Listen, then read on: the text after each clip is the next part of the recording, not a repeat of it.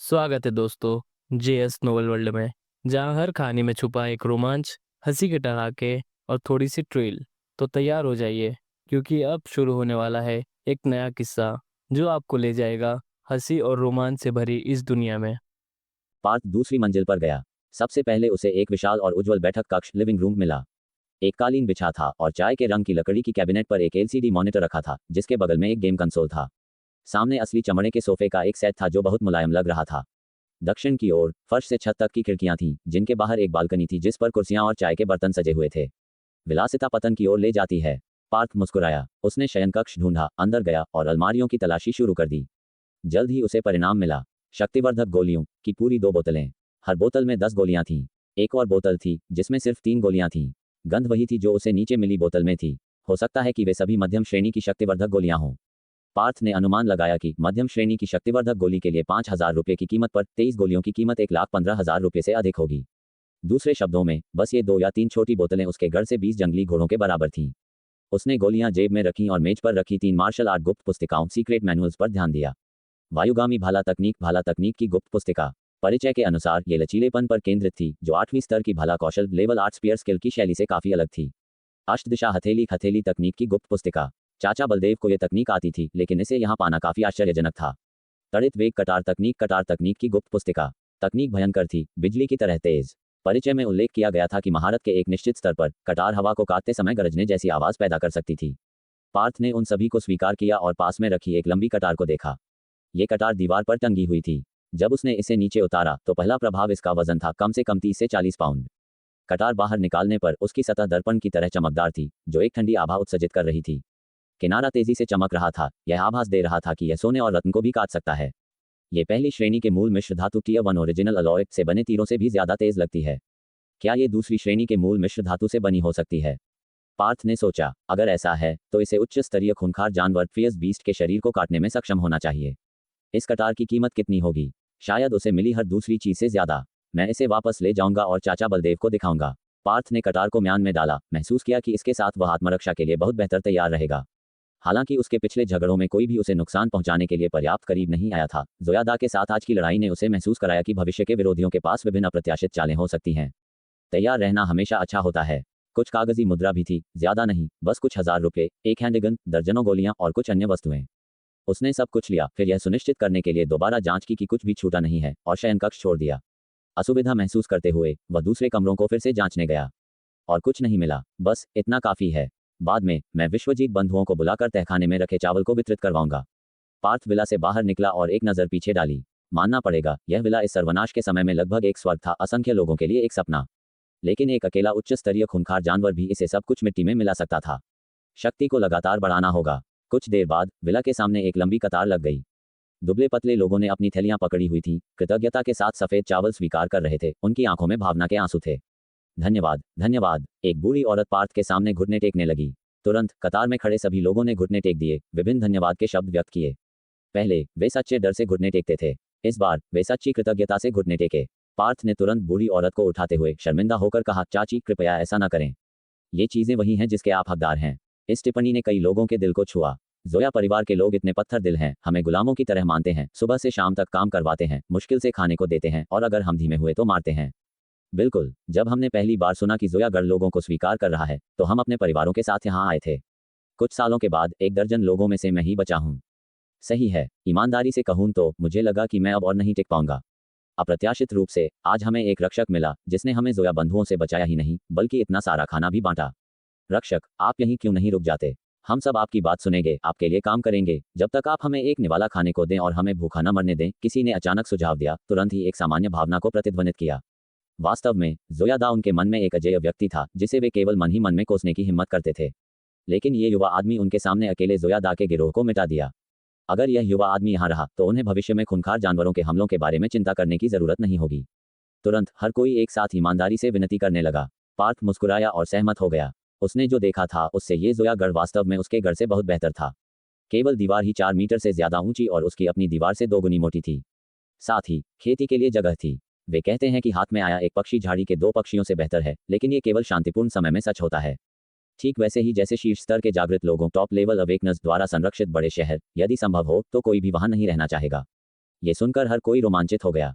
जून की दोपहर होने वाली थी। पार्थ ने कुछ लोगों को चुना जो ईमानदार और भरोसेमंद लग रहे थे। उन्हें चावल वितरित करने के लिए कहा।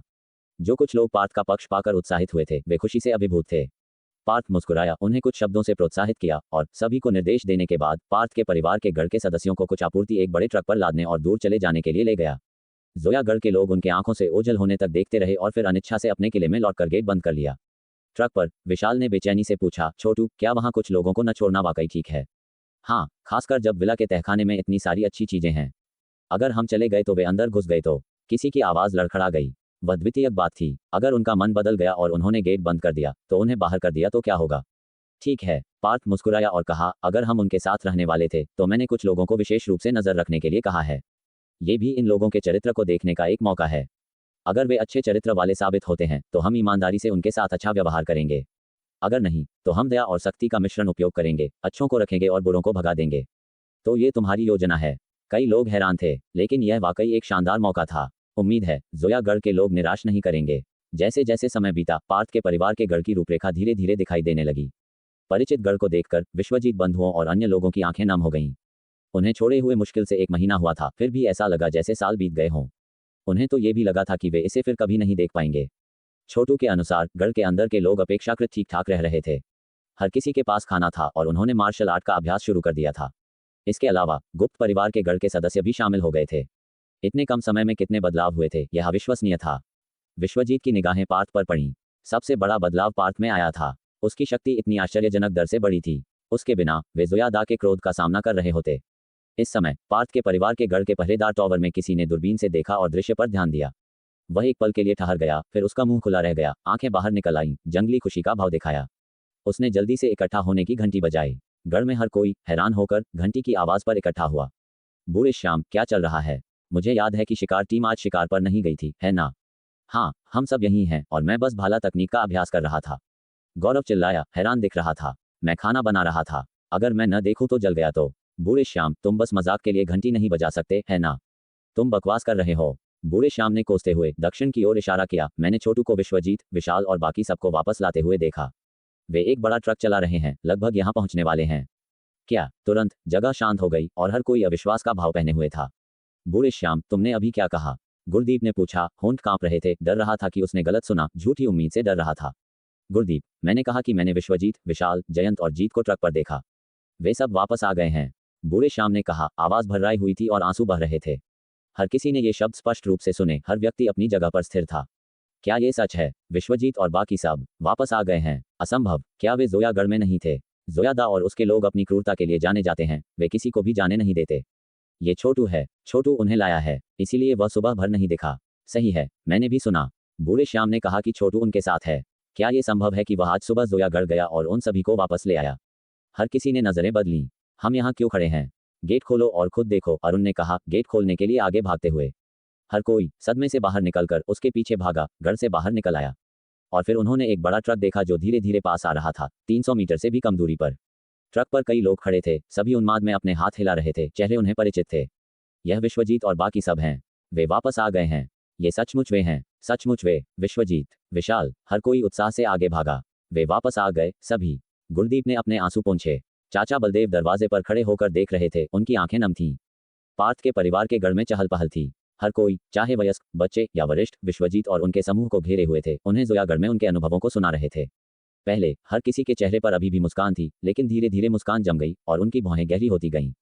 जब उन्होंने सुना कि विश्वजीत और उनके समूह को दीवारों की मरम्मत के लिए भेजा गया था और सुमन को धमकी दी गई थी, तो हर कोई क्रोधित हो गया। यह जोयागढ़ बहुत ज्यादा है। ये बहुत ज्यादा से भी ज्यादा है। ये पूरी तरह से दुष्ट है। हाँ, विश्वजीत और उनकी टीम ने उनके लिए इतनी मेहनत की, फिर भी इन जानवरों की सुमन पर भी बुरी नजर थी। क्या वे इंसान हैं? जानवर? आगे क्या हुआ? गुरदीप ने जल्दी से पूछा। बाद में जोया बंधुओं और उनके समूह कभी नहीं लौटे। लगता है उनका भाग्य गंभीर है। जोयादा ने एक समूह को उनकी तलाश में नेतृत्व किया और छोटू उसी समय पहुंचा और हमें बचा लिया। विश्वजीत ने कृतज्ञता से पार्थ की ओर देखा। तो ऐसा था। गुरदीप और बाकी सभी को तुरंत सब कुछ समझ आ गया। छोटू, तुम हमें बताए बिना ही जोयागढ़ चले गए? अरुण ने आधा हंसते हुए और आधा रोते हुए कहा। हाँ, हम सब ने सोचा कि तुम गढ़ के आसपास तीरंदाजी का अभ्यास कर रहे थे। हर किसी ने पार्थ की ओर देखा, निश्चित नहीं थे कि क्या कहें। एक तरफ गौरव, गगन और अन्य जो विश्वजीत और उनके समूह से परिचित नहीं थे, इस दृश्य को देखकर गहरे प्रभावित हुए। ये कल्पना करते हुए कि अगर वे भविष्य में संकट की स्थिति में होते तो पार्थ निश्चित रूप से उन्हें उसी तरह बचाएगा जैसे उसने विश्वजीत और उनके समूह को बचाया था। अरे, मुझे बस डर था कि तुम्हें बेकार में खुश न कर दूं। पार्थ मुस्कुराया, फिर विश्वजीत और उनके समूह की ओर देखकर कहा, विश्वजीत अंकल, आप देखते हैं, हर कोई वास्तव में आपको वापस चाहता है। अब जब आप वापस आ गए हैं तो फिर कभी मत जाना। ये सुनकर विश्वजीत की आंखें नम हो गईं और उन्होंने जल्दी से कहा, हम नहीं जाएंगे, हम नहीं जाएंगे। गुरदीप, पिछली बार छोड़ने के लिए हमारी गलती थी। गुरदीप ने उन्हें जारी रखने से रोक दिया, आंसू भर आए और कहा, जो बीत गया सो बीत गया। अब से हम मिलकर काम करेंगे और इस सर्वनाश में हम सब मिलकर अच्छी तरह से रहेंगे। सही, मिलकर काम करेंगे। एक साथ हर किसी ने एक स्वर में कहा। पार्थ ने दृश्य को देखा, उसके चेहरे पर एक मुस्कान आ गई। आगे बढ़ते हुए शिकार टीम में विश्वजीत और उनके समूह के साथ पार्थ जंगल के खतरनाक क्षेत्रों में उद्यम करने के लिए खुद को स्वतंत्र महसूस कर सकता था। बस निम्न स्तरीय खूंखार जानवरों का शिकार करना सुधार के लिए बहुत धीमा था। वातावरण धीरे धीरे शांत हो गया। ये देखकर पार्थ ने हल्के से खांसकर सबका ध्यान आकर्षित किया। पिताजी, अंकलों, मैं सोच रहा हूँ क्या हमें जोयागढ़ में चले जाना चाहिए। जोयागढ़ में चले जाएं। गुरदीप और बाकी सब दंग रह गए। हाँ, पार्थ ने जोयागढ़ में अपनी टिप्पणियों को सुनाया। हर कोई बिना किसी अपवाद के प्रभावित हुआ। ऊंची और मजबूत दीवारें, विशाल आंतरिक जगह जहां वे खेती कर सकते थे, एक समर्पित मार्शल आर्ट प्रशिक्षण मैदान और हथियारों से भरा एक गोदाम। विला के तहखाने में अभी भी बड़ी मात्रा में आपूर्ति थी। वर्तमान पार्थ के परिवार के गढ़ की तुलना में ये बहुत कम पड़ गया। गुरदीप, हम बस जल्दी से वहां क्यों नहीं चले जाते? अरुण खुद को रोक नहीं पाया। हाँ, मुख्य बात यह है कि वहां खाना उगाया जा सकता है। हम आत्मनिर्भर हो सकते हैं। गुरदीप ने एक पल के लिए विचार किया, फिर सिर हिलाया और कहा, ठीक है, हम लौटने के बाद तैयारी करेंगे और कल सुबह चले जाएंगे। न जाने का कोई कारण नहीं था। अब गढ़ में एक ट्रक और 20 से ज्यादा जंगली घोड़ों के साथ जाने की कठिनाई बहुत कम हो जाएगी। हर कोई मुस्कुराया, एक बेहतर भविष्य की उम्मीद से भरा हुआ। ट्रक पर तौलिए, साबुन, शैम्पू और डिब्बाबंद मांस जैसी कई जीवन उपयोगी वस्तुएं भी थीं। पार्थ ने इन्हें वितरित कर दिया। वह इन सबको अकेले उपयोग नहीं कर सकता था। गढ़ में मार्शल आर्ट करने वालों को भी कुछ रक्त चावल मिला। पार्थ ने गोदाम को ध्यान से तलाशा था और कई 100 पाउंड रक्त चावल पाया था, जिसकी कीमत 3 रुपये प्रति पाउंड थी, जिसे जोया बंधुओं के लिए तैयार किया गया था। हर किसी ने उत्साह से आपूर्ति वापस ली और कल के स्थानांतरण की तैयारी करने लगा। 1 घंटे बाद गोदाम के बगल के छोटे घर में पार्थ ने चाचा बलदेव को घटनाओं का संक्षिप्त विवरण दिया। कुछ विवरण विश्वजीत और उनके समूह को अज्ञात थे। सुनने के बाद चाचा बलदेव ने चिंता का भाव प्रकट किया। छोटू, तहखाने से साधारण चावल वितरित करना एक अच्छा कदम था, लेकिन मुझे चिंता है कि लोग लालची हो सकते हैं। चाचा बलदेव का मतलब है कोई अधिक संसाधनों के लिए दबाव डाल सकता है। बिल्कुल, चाचा बलदेव ने सिर हिलाया। हालांकि वे जोयादा द्वारा उत्पीड़ित थे और दयनीय थे, कोई भी यह खारिज नहीं कर सकता था कि कुछ अंदरूनी तौर पर वास्तव में दुर्भावनापूर्ण हो सकते हैं। पार्थ के ईमानदार व्यवहार को उनके विचार में शोषण योग्य के रूप में देखा जा सकता था, यहाँ तक कि पार्थ द्वारा भरोसा किए गए और पदोन्नत किए गए कुछ लोग भी बुरी नीयत रख सकते थे। सबसे समझदारी भरा तरीका इन लोगों को निष्कासित करना और केवल पार्थ के परिवार के गढ़ के सदस्यों को अंदर रहने देना होगा। लेकिन उन्हें पता था कि न तो गुरदीप और न ही पार्थ ऐसा करेंगे। चाचा बलदेव, मैंने अनुमान लगाया था कि ऐसा हो सकता है। पार्थ ने धीरे से कहा, इसलिए मैं विश्वजीत अंकल और बाकी सबको वापस लाया, कुछ समय तक निरीक्षण करने के लिए और देखने के लिए कि क्या होता है। चाचा बलदेव की आंखें चमक उठीं। तुम सांप को बिल से बाहर निकाल रहे हो। कुछ ऐसा ही। पार्थ आधा हंसा। अगर मैं यहाँ रुका रहता या विश्वजीत के समूह को यहाँ छोड़ देता तो वे बेईमान लोग छिपे रहते। वे जितनी देर छिपे रहेंगे भविष्य में उतनी ही बड़ी परेशानी पैदा करेंगे। इससे बेहतर है कि इसका सामना जल्दी करें, देखें कि कौन सामने आता है और क्या कोई भरोसेमंद है जिसे पोषित किया जा सकता है। तो मैं बाद में चुपचाप वापस जाऊंगा और देखूंगा कि जोयागढ़ में ऐसी घटनाएं होती हैं या नहीं। पार्थ को देखकर चाचा बलदेव ने चुपचाप सिर हिलाया। वास्तव में एक बड़े शिकार को पकड़ने के लिए आपको जोखिम उठाना होगा। अगर कोई परेशानी पैदा करना चाहता है तो वे इस मौके को नहीं चुकेंगे। 1 या 2 दिन इंतजार करने से यह और मुश्किल हो जाएगा क्योंकि पार्थ के परिवार के गढ़ के सदस्य अंदर आ गए होंगे। चाचा बलदेव, मैं जोयागढ़ जाऊंगा, स्थानांतरण आप पर निर्भर करेगा। पार्थ ने कहा। दरअसल उसके मन में एक और अनकहा विचार था। वह कुछ लोगों द्वारा संभावित संसाधन मांगों के लिए तैयार था और शेष संसाधन राशि को ठीक से जानता था। अगर तहखाने के प्रवेश द्वार की रखवाली करने वाले कुछ लेते हैं तो संयम में वह अनदेखा कर देगा। बेशक, हद पार करने का मतलब होगा अधिकार स्थापित करना। हम चिंता मत करो। चाचा बलदेव सहमत हुए। पार्थ को राहत मिली। पिताजी हथियारबंद थे और चाचा बलदेव की देखरेख थी, किसी भी स्थानांतरण का जोखिम न्यूनतम होगा। वैसे चाचा बलदेव, इसे देखिए। पार्थ ने अपनी जेब से 3 छोटी बोतलें निकालीं। क्या ये शक्तिवर्धक गोलियां हैं? हाँ, जोयादा के शयनकक्ष में मिली। वे निम्न श्रेणी की शक्तिवर्धक गोली के समान हैं लेकिन बहुत अधिक शक्तिशाली हैं। मुझे संदेह है कि वे मध्यम श्रेणी की शक्तिवर्धक गोलियां हो सकती हैं। मुझे देखने दो। चाचा बलदेव ने एक बोतल खोली, गोलियां बाहर निकालीं। उन्होंने देखा, फिर उन्हें सूंघा, सिर हिलाते हुए। वास्तव में ये गोलियां मध्यम श्रेणी की शक्तिवर्धक गोलियां हैं। उन्होंने बाकी 2 बोतलों को उसी तरह जांच किया। सभी मध्यम श्रेणी की शक्तिवर्धक गोलियां थीं। पार्थ मुस्कुराया और चाचा बलदेव को एक पूरी बोतल दी। चाचा बलदेव, आपके लिए। चाचा बलदेव रुके, फिर सिर हिलाया। मैं इसकी सराहना करता हूँ, लेकिन ये मध्यम श्रेणी की शक्तिवर्धक गोलियां मुझे ज्यादा लाभ नहीं पहुंचाएंगी। बेहतर है कि तुम अपने लिए रखो। ज्यादा मदद नहीं है तो भी मदद तो है ना? पार्थ ने जोर दिया। मूल मार्शल आर्ट में उसकी तेज वृद्धि चाचा बलदेव के कारण हुई थी, जिन्होंने उन्नत मार्शल आर्ट भी सिखाया। एक गुरु, वस्तुतः छोटू, यह नहीं है कि मैं उन्हें नहीं चाहता। चाचा बलदेव ने कसकर मुस्कुराया। तुम प्रवेश बल क्षेत्र, एंट्री फोर्स रियाल्म और मांसपेशी परिष्करण क्षेत्र, मसल रिफाइनिंग रियाल्म के बीच के अंतर को समझोगे। मध्यम श्रेणी की शक्तिवर्धक गोलियां लेना मुझ पर बर्बाद होगा। पार्थ केवल गोलियां वापस ले सका। हो सकता है कि किसी दिन वह उन्हें शीर्ष श्रेणी की शक्तिवर्धक गोली दे सके। हालांकि शीर्ष श्रेणी की शक्तिवर्धक गोली महंगी होगी। चाचा बलदेव, कृपया इसे भी जांचिए। पार्थ ने अपनी कमर से एक कटार नीचे उतारी और मेज पर रखी। एक कटार। चाचा बलदेव हैरान थे। उन्होंने धीरे धीरे इसे उठाया, बाहर निकालते ही प्रशंसा की। अच्छी कटार। उनकी उंगलियों ने ब्लेड को हल्के से झटका दिया। एक कुरकुरी आवाज पैदा हुई। इसे कुछ देर तक जांचने के बाद उन्होंने अनिच्छा से इसे म्यान में डाला। ये कटार एक दूसरी श्रेणी के मिश्र धातु वाली युद्ध कटार लगती है, जिसकी कीमत कम से कम $3 लाख है। 3 लाख। पार्थ हंस पड़ा। उसका पिछला अनुमान सही था। ये कटार अकेले ही सभी पिछली कमाई से ज्यादा मूल्य की थी। हाँ, इस कटार के स्तर के साथ यहाँ तक कि उच्च स्तरीय खूंखार जानवरों को भी आसानी से मारा जा सकता है। लेकिन उन्होंने पार्थ की ओर गंभीरता से देखा। प्रवेश बल तक पहुंचने से पहले इस कटार का उपयोग उच्च स्तरीय खूंखार जानवरों के खिलाफ करने से बचें। जरूरत पड़ने पर भाग जाओ। मैं समझता हूँ। पार्थ ने मुस्कुराते हुए सिर हिलाया। इसके बाद उसने चाचा बलदेव के साथ 3 गुप्त पुस्तिकाएं साझा की। उत्तरार्ध ने भाला तकनीक में बहुत रुचि दिखाई, लेकिन बाकी 2 साधारण थीं। चाचा बलदेव की जगह से निकलकर पार्थ घर लौट आया और अपने परिवार को जोयागढ़ जाने की अपनी योजना की जानकारी दी। गुरदीप और बाकी सब हैरान थे, लेकिन इसने उनकी चिंताओं को दूर कर दिया। पार्थ द्वारा स्थिति को जल्दी स्थिर करना आदर्श था।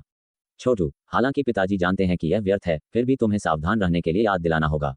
गुरदीप ने याद दिलाया। हाँ छोटू, हम तुम्हारे साथ क्यों नहीं चलते? विश्वजीत ने सुझाव दिया। नहीं भाई, विशाल ने कसकर मुस्कुराया। हम छोटू जितने कुशल नहीं हैं, हमें तुरंत पकड़ लिया जाएगा। विश्वजीत शब्दों के लिए बेबस था। चिंता मत करो पिताजी, मैं सावधान रहूंगा। पार्थ मुस्कुराया। जोयागढ़ में दूसरी मंजिल के विला के बैठक कक्ष में कई थके हारे और फटेहाल लोग एक मेज के चारों ओर इकट्ठा थे, खा रहे थे।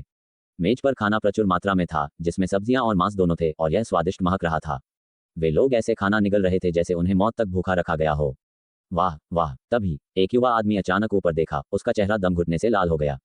ये देखकर बाकी सब ने जल्दी से अपनी चॉपस्टिक नीचे रखी। कुछ ने उसकी पीठ थपथपाई, दूसरों ने उसे पानी दिया। वाह, युवा आदमी ने आखिरकार खाना निगल लिया। जल्दी से दूसरों को धन्यवाद दिया। युवा लोगों, ऐसे खाते समय भागना, इससे गला घुटना तय है, एक आदमी ने कहा, अपनी चॉपस्टिक फिर से उठाते हुए। चलो भी, तुम भी उससे बेहतर नहीं थे। तुम भी उसी तरह तेजी से अपना खाना निगल रहे थे। तुम बस भाग्यशाली थे और तुम्हारा गला नहीं घुटा। अगर तुम मुझसे पूछो तो अभी कोई भी धीरे नहीं खा रहा था। हा हा हा। ये सुनकर सब हंस पड़े, लेकिन जैसे ही वे हंसे कोई रोने लगा। मुझे ये भी याद नहीं है कि खाने से गला घुटने का कैसा महसूस होता है। हाँ, मैं भी लगभग भूल गया हूँ। आखिरी बार हमने भरपेट खाना कब खाया था? 1 साल पहले, 3 साल पहले, 10 साल पहले। जब से हम जोयागढ़ आए हैं, मेरा एक भी अच्छा दिन नहीं रहा। जोयादा और उसके लोग हमें इंसान भी नहीं मानते, जानवरों से भी बदतर। देखो, वे इस विला में, इस बैठक कक्ष में, इस रसोई में देवताओं की तरह रहते हैं। सही है, मैंने अभी वह डबल डोर फ्रिज खोला और दंग रह गया। उसमें सब कुछ था, मांस, मछली, अंडे, दूध, जो नाम लो। और उसमें आइसक्रीम तक थी। धिक्कार है, रात के खाने के बाद मैं उनमें से 10 या 8 खाऊंगा। बिल्कुल। हर किसी ने तुरंत सहमति में सिर हिलाना शुरू कर दिया। उसी क्षण एक आदमी जो शांत था, दक्षिण की ओर मुंह करके बैठा था, हल्के से खांसा और कहा, वह सब भाई पार्थ का है। हमें ज्यादा नहीं लेना चाहिए। बाकी लोग चौंक गए। उसने जारी रखा, भाई पार्थ के जाने से पहले उन्होंने हमें भोजन वितरण और तहखाने की रखवाली का काम सौंपा था। ये हम पर उनका भरोसा है। हाँ, भाई पार्थ ने कहा था कि हम विला में खाना खा सकते हैं, लेकिन हमें कुछ संयम दिखाना होगा, है ना? वे सब ने एक दूसरे को देखा और सिर हिलाया। वरुण भाई सही कह रहे हैं। हम यहाँ बैठ सकते हैं, बातें कर सकते हैं और खा सकते हैं। ये सब भाई पार्थ की वजह से है। अगर वह न होते तो हम अभी भी बाहर श्रम कर रहे होते। बिल्कुल, उन्होंने हमें भंडारण का भरोसा दिया। हम उस भरोसे को तोड़ नहीं सकते। वैसे तहखाने के साथ कुछ गलत नहीं होना चाहिए, है ना? युवा आदमी हेमंत, जिसने पहले दम घुटने का अनुभव किया था, सहज रूप से पूछा। आखिरकार भाई पार्थ इतना शक्तिशाली है, जोयादा भी उसका मुकाबला नहीं कर पाया। तहखाने से कौन पंगा लेगा? उम्मीद है नहीं, वरुण ने कहा, चुपचाप अपना चावल खाते हुए।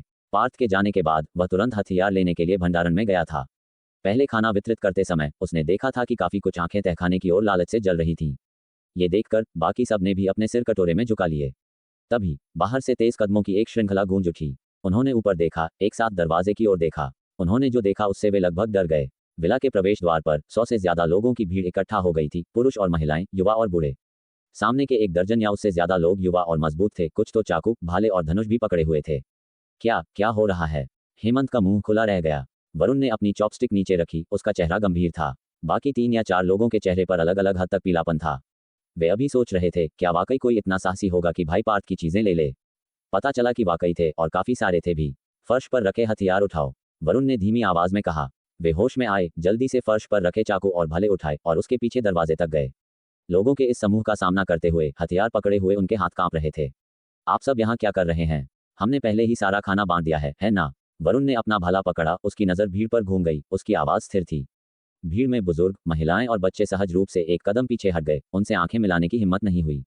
लेकिन सामने के एक दर्जन या उससे ज्यादा मजबूत वयस्कों ने कोई डर नहीं दिखाया। सामने एक पतला आदमी मुस्कुराते हुए कहा, वरुण भाई, हाँ खाना बांट दिया गया है, लेकिन हमें अभी भी कुछ जीवन उपयोगी वस्तुओं की जरूरत है, जैसे शैम्पू और बॉडी वॉश। मैंने देखा कि तहखाने में काफी कुछ है, क्यों न सभी को कुछ बांट दें, उन्हें तत्काल जरूरत है। आसपास के समूह ने तुरंत उसकी बातों का समर्थन किया। दूरी पर दूसरे लोग देख रहे थे, स्पष्ट रूप से स्थिति का अवलोकन कर रहे थे। तुम्हें कुछ जीवन उपयोगी वस्तुएं चाहिए? वरुण ने पूछा। हाँ बिल्कुल, सुनील ने बार बार सिर हिलाया। ठीक है, वरुण ने हेमंत की ओर देखा। छोटू, अंदर जाओ और कुछ जीवन उपयोगी वस्तुएं ले आओ।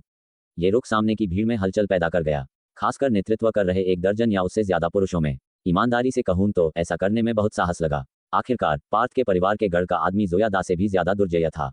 उसे नाराज करने से जोया दा से भी बदतर भाग्य हो सकता था। लेकिन उन्होंने देखा था कि पार्थ के परिवार के गढ़ के लोग लगातार तहखाने से अच्छी चीजें बाहर ला रहे थे। जोया बंधुओं की जीवन शैली पर विचार करते हुए ये स्पष्ट था कि तहखाने में अनगिनत मूल्यवान वस्तुएं थीं। इसलिए वे एक समूह को ले आए, कुछ लाभ पाने की उम्मीद में। उन्हें उम्मीद नहीं थी कि पहला कदम इतनी आसानी से चलेगा। हेमंत दंग रह गया, फिर पूछा, कितना? मुझे कितना लेना चाहिए? वरुण ने भौहें चढ़ाई। पहले कुछ दर्जन वस्तुएं निकालो। कुछ दर्जन? सुनील की आवाज गूंज उठी। वरुण भाई, ये बहुत कम है। देखो, हमारे पास यहाँ 100 से ज्यादा लोग हैं। कुछ दर्जन वस्तुएं कैसे काफी हो सकती हैं? बिल्कुल वरुण भाई, तहखाने में रखी चीजें तुम्हारी नहीं हैं। इतना कंजूस क्यों होना? वे सबकी चीजें हैं, शुरू में जोया दा द्वारा एकाधिकारित थीं।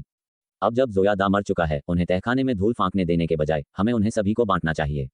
हाँ, भाई पार्थ शायद जल्दबाजी के कारण भूल गए। अगर वह यहाँ होते तो वह जरूर सहमत होते। हर किसी ने टिप्पणी की। कभी कभी उनमें से कोई सहमति के लिए शोरगुल करता था। उनके पीछे के 100 से ज्यादा बुजुर्गों, महिलाओं और बच्चों ने और ज्यादा साहस किया, शोर में शामिल हो गए। कुछ 100 दर्शक भी ईर्ष्या कर रहे थे। कुछ उनके साथ शामिल होने पर विचार कर रहे थे, कुछ लाभ पाने की उम्मीद में। दूसरों ने अपने साथियों को खींचा, सिर हिलाते हुए। बात खत्म हो गई। जब शोर कम हुआ तो वरुण ने पूछा, चूंकि तुमने बात खत्म कर दी है, अब मेरी बारी है बोलने की। वह सीढ़ियों पर खड़ा हुआ, नीचे देखते हुए, और जोर से कहा, तुम सब गलत हो। ये सब की चीजें नहीं हैं, ये जोया दा की थी। भाई पार्थ ने जोया दा को मार डाला, इसलिए स्वाभाविक रूप से तहखाने की सामग्री भाई पार्थ की है। इससे पहले कि वह खत्म कर पाता, किसी ने उपहास किया, जोया दा की क्या चीजें, वे सबकी मेहनत की कमाई थी, बस जोया दा द्वारा एकाधिकारित थी। सही है, सब लोग। सही है। भीड़ तुरंत सहमत हो गई। वरुण ने कोल्डली उसे घूरते हुए कहा, अगर तुम्हें लगता है कि ये सब की चीजें हैं, तो जोया दा के आसपास रहते हुए तुमने ऐसा क्यों नहीं कहा? या जब भाई पार्थ यहाँ थे, अब क्यों इंतजार किया? मुझे मौका नहीं मिला, आदमी ने कहा, दोषी लग रहा था। वरुण ने स्नॉटेड, तुम्हारी हिम्मत नहीं हुई, है ना? तुम्हें लगता है कि भाई पार्थ बात करने में आसान है क्योंकि वह खाना बांट रहा है ना? इसलिए तुम और ज्यादा पाने के लिए इतने सारे लोगों को ले आए। सब कुछ बांट दो और भाई पार्थ वापस आने पर हर किसी को सजा नहीं दे पाएगा, क्या यही है? तुम क्या कह रहे हो? आदमी घबराया हुआ लग रहा था। मैं केवल सभी के बारे में सोच रहा हूँ। अब उन्हें देखो, क्या कुछ जीवन उपयोगी वस्तुओं के लिए पूछना बहुत ज्यादा है? बस थोड़ा सा पूछना नहीं है। लेकिन मैंने सुना कि तुम तहखाने से सब कुछ लेना चाहते हो। वरुण ने मुस्कुराया। हलचल शांत हो गई। तुमने जरूर गलत सुना होगा। आदमी ने मदद के लिए सुनील की ओर देखा। पार्थ को नाराज करने की हिम्मत करना और इतने सारे लोगों को इकट्ठा करना, बस कुछ दर्जन वस्तुएं हासिल करना बहुत कम होगा। वरुण भाई, छोटू की नीयत अच्छी है, सुनील ने आंखें सिकुड़ी। हमारे पास इतने सारे लोग हैं, जो तुम दे रहे हो वह बहुत कम है। सुनील भाई सही कह रहे हैं, हमें और ज्यादा दो। वरुण भाई, दया के कारण हमें कुछ लेने दो। हम वादा करते हैं कि ज्यादा नहीं लेंगे।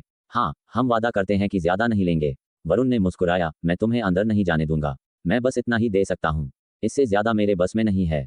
अगर तुम्हें वाकई और ज्यादा चाहिए तो भाई पार्थ के लौटने का इंतजार करो और उससे पूछो। वातावरण शांत हो गया। सभी आंखें सुनील पर थीं। उनके इरादे स्पष्ट थे। वरुण भाई, सुनील मुस्कुराया, चीजों को मुश्किल क्यों बनाना? वापस आने पर तहखाने की रखवाली के लिए वह तुम्हें कितना दे सकता है? मत भूलो, वह पार्थ के परिवार के घर से है और वहां उनके पास कई लोग हैं। नीचे की चीजों को बांटना बेहतर है, हर कोई लाभ उठाता है। भले ही उसे पता चले वह इतने सारे लोगों के खिलाफ कुछ नहीं कर सकता। सही है, मेरी बात सुनो, हमें नीचे जाने दो। तुम्हें सबसे बड़ा हिस्सा मिलता है, हम कुछ लेते हैं और बाकी सब कुछ लेते हैं। हर कोई खुश है। सुनील की बातें काफी लुभावनी थीं। वरुण के पीछे खड़े लोग भी कमोबेश लालच में आ गए थे। भले ही बाकी लोगों को तहखाने में क्या है यह न पता हो, लेकिन उन्हें सब मालूम था। और कुछ नहीं तो बस दर्जनों बक्से सिगरेट और सैकड़ों बक्से शराब थी। इनमें से कोई भी चीज बेच दे तो आसानी से कुछ 100 रुपए मिल जाएंगे। सुनील के हिसाब से उन्हें बहुत बड़ा हिस्सा मिलेगा, जो 10,000 रुपए से ऊपर होगा। वरुण भाई, बस एक बार अंदर जाकर थोड़ा सामान लेने दो। हाँ वरुण भाई, वो बंदा पार्थ के परिवार के घर से है। जब वो आएगा तो जरूर ज्यादातर सामान अपने लोगों को दे देगा। हम तो बस थोड़ा सा पहले लेना चाहते हैं। वरुण भाई, अगर आप हाँ कर दो तो बाद में आप जो कहोगे हम वो करेंगे। महिलाओं में से एक ने वरुण से फ्लर्ट करते हुए कहा। कहना आसान है। वरुण चुप रहा, उसकी आंखें सुनील पर टिकी थीं। मुझे नहीं लगता कि तुम खुद के लिए कोई रास्ता छोड़े बिना ये करोगे। सुनील के चेहरे पर हल्का सा बदलाव आया, नाराज होकर। वरुण भाई, आप ये क्या कह रहे हो?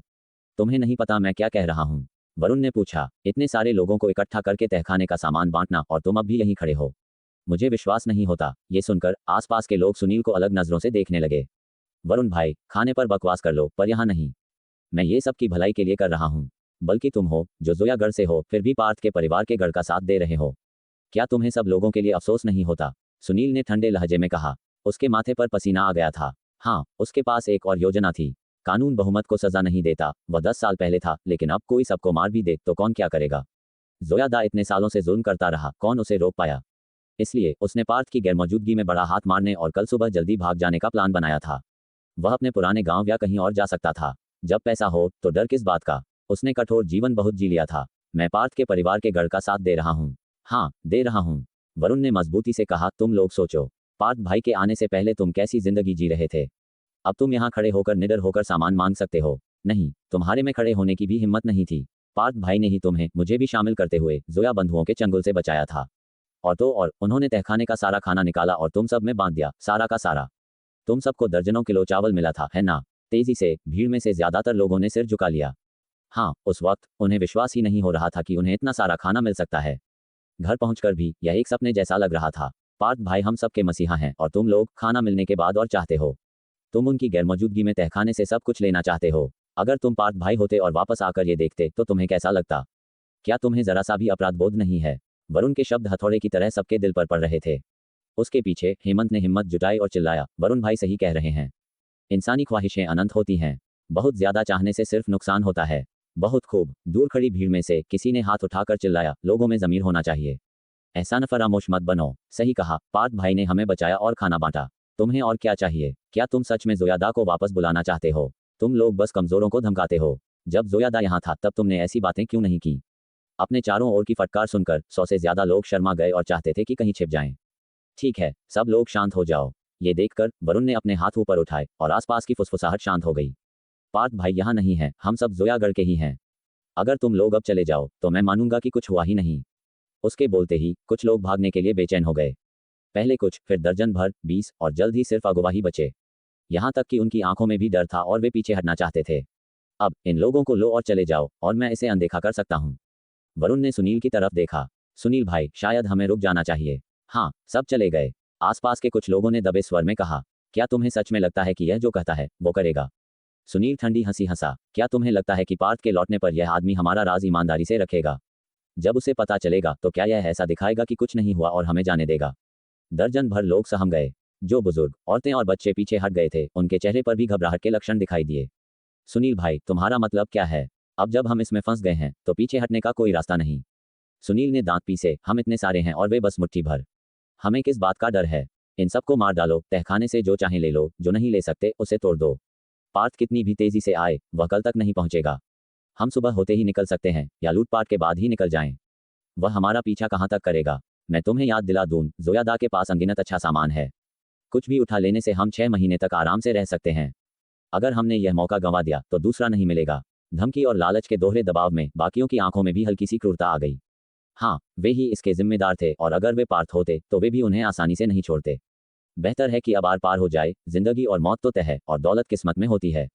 तुम्हारे पास अब भी अफसोस करने का मौका है। वरुण ने ठंडे लहजे में कहा। अफसोस? जब मैंने ये करने का फैसला कर लिया तो पीछे हटने का कोई सवाल ही नहीं। सुनील हंसा। उसके आसपास के दर्जन भर लोगों ने भी अपने हथियार कसकर पकड़ लिए। गल्प। वरुण के पीछे के कुछ लोगों ने एक साथ निगल लिया। 2 मुट्ठियां 4 हाथों का मुकाबला नहीं कर सकती, और ये तो करीब 4 गुना ज्यादा थे। कुछ दर्शक मदद करना चाहते थे, लेकिन वे निहत्थे थे और गोदाम से हथियार लाने का वक्त नहीं मिलता। ऊपर से विरोधी पक्ष की भयंकर नजरें देखकर उन्हें लगा कि बीच में कूदना मदद करेगा या उन्हें भी मरवा देगा, ये तय नहीं था। वरुण, हट जाओ। सुनील ने अपने होंठ चाटे। नहीं तो हम तुम्हारी लाशों पर से गुजरेंगे। सपने देखना छोड़ दो। वरुण ने दांत पीसे। किसी को अपने हमदर्द के लिए मरना चाहिए। पार्थ ने उसे तहखाने की रखवाली का जिम्मा सौंपा था। अगर उसने इन लोगों को लूटने दिया तो लौटने पर वह पार्थ का सामना कैसे कर पाएगा? इसके अलावा मरने से पहले भरपेट खाना खा लेना और भूखा न मरना बेहतर है। ठीक है, जब तुम्हें मरना ही है तो मैं तुम्हारा काम आसान कर देता हूँ। भाइयों, इससे पहले कि वह अपनी बात पूरी कर पाता, घर के अंदर से एक जानी पहचानी आवाज आई। माफ करना, पर तुम में से कोई भी आज किसी को नहीं मारेगा। वो आवाज, वरुण और बाकी सब अविश्वास में देखने लगे। लिविंग रूम की तरफ देखते हुए सुनील और उसके गिरोह ने किसी को धीरे धीरे सीढ़ियां उतरते देखा। उस पल उन्हें लगा जैसे वे बर्फ की गुफा में हैं। डर के मारे उनके गले से आवाज नहीं निकल रही थी। देखने वालों के चेहरे पर अलग अलग भाव थे, हैरानी, उत्साह, भ्रम और डर। किसी को उम्मीद नहीं थी कि पार्थ ऊपर से निकल कर आएगा। पार्थ भाई, वरुण पलट गया, खुशी से झूम उठा। पार्थ भाई, आप आखिरकार आ गए। हेमंत और बाकियों ने राहत की सांस ली। पिछले कुछ सेकंड में उन्हें लगा जैसे वे मौत के दरवाजे से गुजर कर आए हैं। उनके पूरे शरीर से पसीना बह रहा था। शाबाश, बाद में इनाम मिलेगा। पार्थ ने उन्हें, खासकर वरुण को, मंजूरी की नजर से देखा। वे इन शब्दों से और भी ज्यादा उत्साहित हो गए। अगले ही पल धड़ाम की आवाजों की एक श्रृंखला आई। सुनील और उसके गिरोह ने अपने हथियार फेंक दिए और जान बचाने की भीख मांगते हुए घुटनों पर बैठ गए। पार्थ भाई, हमें छोड़ दो। हमारी गलती थी, हमें पता है कि हमारी गलती थी। प्लीज, हमें जाने दो। हाँ, हमें सुनील ने बहकाया था। प्लीज, इस बात को भूल जाओ। हम बैल और घोड़े की तरह काम करने को तैयार हैं। ये सब सुनील का किया धरा था। उसने हमें भड़काया। हाँ, हम पीछे हटने वाले थे, लेकिन उसने हमें धमकाया। दर्जन भर लोग सुनील पर इल्जाम लगाते हुए चिल्लाए। सुनील गुस्से से पागल हो गया, गाली देते हुए, तुम कमीनों, क्या बकवास कर रहे हो? ये तुम्हारी अपनी अंतरात्मा की आवाज थी। अब तुम मुझ पर इल्जाम लगाना चाहते हो? उसने पार्थ को देखा, गिड़गिड़ाते हुए, पार्थ भाई, इनकी बकवास मत सुनो। ये ही पहले मेरे पास आए थे। मेरे पास हाँ करने के अलावा कोई चारा नहीं था। प्लीज मुझे छोड़ दो, मैं आपकी सेवा करने को तैयार हूँ। आप जो कहोगे मैं वह करूंगा। अब तुम माफी मांग रहे हो। पहले क्या हुआ था? पार्थ की बर्फीली नजर घुटनों पर बैठे गिरोह पर पड़ी। वरुण ने तुम्हें मौका दिया था, लेकिन तुमने उसे नहीं सराहा और उसे मारने की भी कोशिश की। अब मैं तुम्हें सिर्फ तुम्हारे रास्ते पर भेज सकता हूँ। वक्त थमसा गया। फिर सुनील अचानक उछला और भाग गया। बाकी लोग भी महसूस करते हुए भागने लगे। ये पार्थ बहुत निर्दयी है। घुटनों पर भीख मांगने के बाद भी वह उन्हें नहीं छोड़ेगा। अगर भीख मांगने से काम नहीं चलेगा तो जान बचाकर भागना ही बेहतर है। लेकिन इससे पहले कि सुनील एक कदम भी चल पाता, उसे अपनी गर्दन के आसपास ठंडक महसूस हुई और खून तीर की तरह बाहर निकला। गड़गड़ाहट, गड़गड़ाहट। उसने अपने गले को पकड़ा, शायद खून रोकने के लिए या गले में हवा भरने के लिए। लेकिन सब बेकार था। पल भर में उसके हाथ और बाहें खून से रंग गईं और वह निराशा और पछतावे में गिर गया। बाकियों का भी वही हश्र हुआ। वरुण और बाकियों की आंखों में पार्थ पलक झपकते ही गायब हो गया। जब तक उन्होंने उसकी आकृति देखी, जमीन पर पड़े दर्जन भर लोग पहले ही अपने रिश्ते गले को पकड़कर गिर रहे थे। पार्थ ने अपनी कटार से खून झाड़ा और आसपास मौजूद सभी लोगों को देखा। मैं एक समझदार इंसान हूँ। अगर कोई यहाँ नहीं रहना चाहता तो आप अभी जा सकते हैं और मैं आपको नहीं रोकूंगा। लेकिन अगर आप रुकते हैं तो आपको मेरे नियमों का पालन करना होगा, वरना इन लोगों का हश्र ही आपका हश्र होगा। जैसे ही आवाज शांत हुई, सामने खड़े 100 से ज्यादा लोग एक साथ घुटनों पर बैठ गए। पार्थ भाई, हमारी जान बख्श दो। हम फिर कभी ऐसा नहीं करेंगे। हम फिर कभी ऐसा नहीं करेंगे। पार्थ भाई, हम लालच के अंधे हो गए थे। प्लीज दया करो और इस बार हमें माफ कर दो। वे माफी मांगते हुए और माफी के लिए सिर झुकाते हुए रोए। कुछ ने तो अपने सिर इतने जोर से मारे कि खून निकलने लगा और उन्हें पता भी नहीं चला। वे बस यांत्रिक रूप से सिर झुकाते रहे। आसपास के दर्शकों को यह देखकर दया भी आई और घृणा भी हुई। सोचना चाहिए, अगर वे अपने लालच के शिकार न होते, सुनील की कुछ बातों से बहककर साथी न बनते, तो यह नौबत न आती। माफी की गुहारें जारी रहीं। इन लोगों को डर था कि जिस पल उनकी आवाजें बंद हुई, वह उनकी मौत का पल होगा। चुप। पार्थ की आवाज तेज हुई।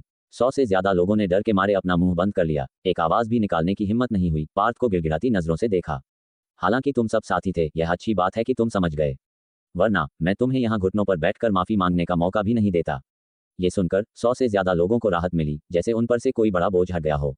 हालांकि अगले ही पल उनका दिल फिर से गले में आ गया। मौत से बचा जा सकता है, लेकिन सजा से नहीं। पार्थ की नजर उनके चेहरों पर घूमी। जो चावल तुम्हें पहले बांटा गया था, तुम में से हर कोई 10 किलो रखेगा और बाकी वापस कर देगा। 100 से ज्यादा लोगों के चेहरे तुरंत बदल गए। क्या तुम राजी नहीं हो? पार्थ की आवाज ठंडी हो गई। क्या तुम्हें लगता है कि सिर्फ अपनी गलतियां मान लेने से तुम्हें कोई कीमत नहीं चुकानी पड़ेगी?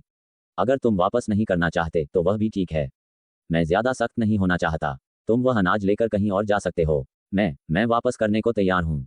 एक दुबले पतले आदमी ने सबसे पहले अपना हाथ उठाया। पार्थ की नजर उस पर पड़ते ही उसने सिर झुकाकर कहा, यह हमारी गलती थी। सजा स्वीकार करना सही है। मैं भी तैयार हूँ। मैं भी अनाज वापस करने को तैयार हूँ। जल्द ही सबने अपने हाथ उठा दिए। उन्होंने बड़ी मुश्किल से दर्जनों किलो चावल हासिल किए थे, जो पल भर में घटकर सिर्फ 10 किलो रह गया, जिसे कोई भी खुशी से नहीं छोड़ना चाहता था।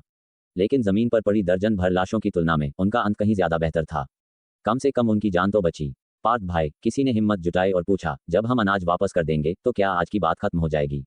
बाकियों ने सांस रोके रखी। दिल गले में अटक गया था। हाँ, पार्थ ने सिर हिलाया। सजा अपने आप में कोई अंत नहीं है। इसका मकसद तुम्हें सबक सिखाना है, ताकि तुम ये गलती दोबारा न दोहराओ। जब तक तुम ईमानदारी से पालन करोगे, मैं आज की बात को नजरअंदाज करने का वादा करता हूँ। इसके विपरीत अगर तुम भविष्य में अच्छा व्यवहार करते हो तो यह अनाज तुम्हें वापस कर दिया जाएगा। सब लोग भावुक हो गए, एक बार फिर घुटनों पर बैठकर आभार से सिर झुकाया। दर्शक भी ये देखकर राहत की सांस ले रहे थे। उन्हें लगभग लगा था कि ये लोग भी यहीं मारे जाएंगे। ठीक है, खड़े हो जाओ। मुझे उम्मीद है कि तुम अपने कहे का मतलब समझते हो और कोई चालबाजी नहीं करोगे, वरना तुम्हें अंजाम पता है। पार्थ ने उन्हें याद दिलाया। नहीं, हम नहीं करेंगे पार्थ भाई, हम यकीनन कुछ भी नहीं छिपाएंगे। हाँ, अगर हमारे पास 10 हिम्मत भी होती तो हम ऐसा काम दोबारा नहीं करते। पार्थ भाई, आपकी दया के लिए धन्यवाद। अगली बार ऐसा नहीं होगा। 100 से ज्यादा लोग कांपते हुए खड़े हुए, उनकी आंखों में गहरा सम्मान था। तुम्हारी सजा के बारे में बात हो गई, अब इनाम की बात करते हैं। हेमंत और कुछ और लोग इन शब्दों से उत्साह से कांप उठे, उनकी आंखें चमक उठीं। कुछ तो इस बात के लिए भी शुक्रगुजार थे कि उन्होंने लालच का विरोध किया और सुनील के गिरोह में शामिल नहीं हुए। अगर वे शामिल हो गए होते तो वे अब इनाम की बात नहीं कर रहे होते, उनकी गर्दन कट चुकी होती। सैकड़ों लोग ईर्ष्या से वरुण और उसके कुछ साथियों को देख रहे थे। उन्हें किस तरह का इनाम मिलेगा? यह जरूर बड़ा होगा, है ना? हालांकि ये सही है, आखिरकार अगर वे होते तो उनमें दुश्मन के सामने खड़े होने की हिम्मत नहीं होती। तुलनात्मक रूप से वरुण का चेहरा बहुत शांत था, हालांकि उसकी थोड़ी तेज सांसें उसके अंदरूनी हाल को बयां कर रही थीं। तुम चारों को हर एक को 100 किलो चावल का इनाम मिलेगा। पार्थ ने वरुण और हेमंत के अलावा बाकी कुछ लोगों को देखा। वे तुरंत अपना मुंह खोल बैठे, फिर तेजी से धन्यवाद में सिर झुकाया। धन्यवाद पार्थ भाई। धन्यवाद पार्थ भाई। यह मालूम था कि जब जोयादा यहाँ था तो कुछ किलो चावल से एक औरत को कुछ देर के लिए खरीदा जा सकता था। 100 किलो, वे इस वक्त जोयागढ़ में सबसे अमीर होंगे। हेमंत, तुमने भी 100 से ज्यादा लोगों को समझाने में मदद की, इसलिए तुम्हें 200 किलो मिल सकता है। धन्यवाद पार्थ भाई। धन्यवाद पार्थ भाई। हेमंत की आंखों में आंसू आ गए। उसने ज्यादा नहीं सोचा था, बस उस वक्त जज्बाती होकर बोल दिया था। कौन जानता था, उस एक वाक्य से उसे 100 किलो चावल ज्यादा मिल जाएगा। 100 किलो पाने वाले चारों को पछतावा हुआ। अगर उन्हें पता होता तो वे भी कुछ बोलते नहीं, वे सबसे आगे होते, क्योंकि यह साफ था कि वरुण का इनाम सबसे ज्यादा होगा। इस बीच सबकी आंखें वरुण की तरफ मुड़ गईं, जैसे समय थम गया हो। वरुण, पार्थ की नजर उस पर पड़ी। इस बार तुम्हारा प्रदर्शन मेरी उम्मीदों से ज्यादा था और मुझे संतुष्ट किया, खासकर आखिरी पल में, ये जानते हुए कि तुम्हारी जान जा सकती है, तुम फिर भी मजबूती से सामने खड़े रहे। इसलिए तुम्हें 500 किलो अनाज मिलेगा। 500 किलो, 500 किलो। भीड़ में हैरानी भरी बातें होने लगीं। 100 किलो पाने वाले चारों ने एक साथ निगल लिया। हेमंत ने वरुण को तारीफ से देखा। ईमानदारी से कहूं तो वह इतना कांप रहा था कि मुश्किल से अपना हथियार पकड़ पा रहा था। अगर सुनील और बाकियों ने कुछ और कदम आगे बढ़ा दिए होते तो वह अपना हथियार फेंक कर भाग गया होता, लेकिन वरुण एक लोहे के टावर की तरह एक कदम भी पीछे नहीं हटा। 500 किलो सही में हकदार था। पार्थ भाई, वरुण, चाहे उत्साह से हो या डर से, अपने होंठ चाटे, यह मेरा फर्ज था। आपने सबको जोयादा से बचाया और खाना बांटा, आपके लिए तहखाने की रखवाली करना मेरा सम्मान है। अतिरिक्त अनाज की कोई जरूरत नहीं है और 500 किलो बहुत ज्यादा है। पार्थ ने सिर हिलाया। जो हो गया सो हो गया, ये बात तय हो गई है। वरुण ने मुंह खोला लेकिन जिद नहीं की। पहला, वह जानता था कि पार्थ निर्णायक थे और एक बार फैसला हो जाने के बाद उसे बदलते नहीं थे। दूसरा, 500 किलो चावल, किसे लालच नहीं आएगा।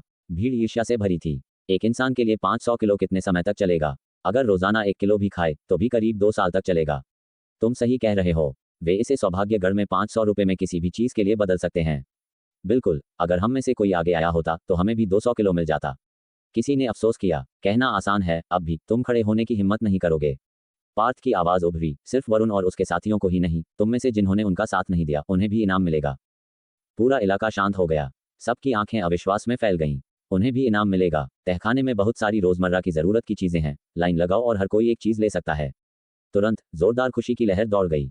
कई लोग खुशी से रोने लगे, अपने फैसले से राहत मिली। 100 से ज्यादा लोगों की आंखों में ईर्ष्या, शर्मिंदगी और पछतावा था। अगर वे संतोष करते, लालच से लड़ते या समय पर पीछे हट जाते तो उन्हें अपने ज्यादातर अनाज वापस करने की जरूरत नहीं होती और उन्हें रोजमर्रा की जरूरत की एक चीज भी मिल जाती। लेकिन दुनिया में अगर के लिए कोई जगह नहीं है। सैकड़ों लोगों ने सामान के लिए लाइन लगाई, मुस्कुराते हुए। किसने सोचा था कि हमें भी इनाम मिलेगा? हाँ, ये तो आसमान से गिरी हुई रोटी जैसा है। रोटी नहीं, ये पार्थ भाई की उदारता है। अगर यह जोयादा होता, हमें शुक्रगुजार होना चाहिए कि उसने हमें नहीं लूटा। हाँ, हमें पार्थ भाई की दयालुता को याद रखना चाहिए और उन लोगों की तरह एहसान फरामोश नहीं होना चाहिए। जरूर। घृणा भरी नजरों ने 100 से ज्यादा लोगों को शर्मिंदा महसूस कराया। चलो वापस चलते हैं, 10 किलो रखते हैं और बाकी वापस कर देते हैं, किसी ने कहा। हाँ, पार्थ भाई ने सबके सामने वादा किया है। उनके चरित्र के साथ वह हमें धोखा नहीं देंगे। सच है, हम गलत थे। तिरस्कार हमारा हक है, कोई शिकायत नहीं।